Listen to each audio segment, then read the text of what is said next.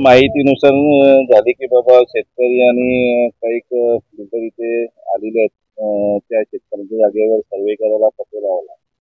मला माहिती मिळाल्यापासून मी इथे धाव ठेवलो. आमचे मित्र सुजय पाटील यांचे संपर्क साधला.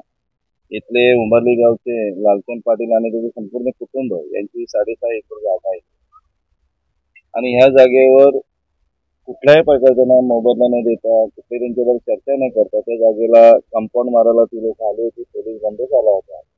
तर त्यांच्याशी पोलीस प्रशासनाशी चर्चा केल्यानुसार, त्या अधिकाऱ्यांशी चर्चा केल्यानुसार की बाबा शेतकऱ्यांशी आपण बसलं पाहिजे, त्यांना न्याय मिळालं पाहिजे, कारण ते वर्षानुवर्ष ती जागा कसतायत.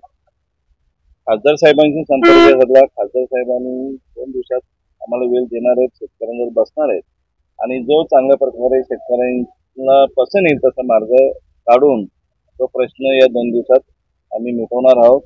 तत्पूर्वी आजच्या या सर्वेच्या कामाला स्थगिती दिलेली आहे. कुठल्याही प्रकारचं काम करण्याचं करू नये असे सांगितण्यात आलेले आहे आणि शेतकऱ्यांचा जोपर्यंत निर्णय होत नाही तो बाई इथे कोणीही बाहेरचा व्यक्ती असेल ते कंपाऊंड मारायला आलं असेल तरी कुठे इथे येऊ नये आणि कुठे वाद घालू नये. आणि वादाने कुठलाही प्रश्न सुटत नाही, चर्चा केल्यानंतर प्रश्न सुटतात आणि शेतकऱ्यांच्या बाजूने हा प्रश्न निकाल लागला पाहिजे असा आमची सर्वांची मागणी.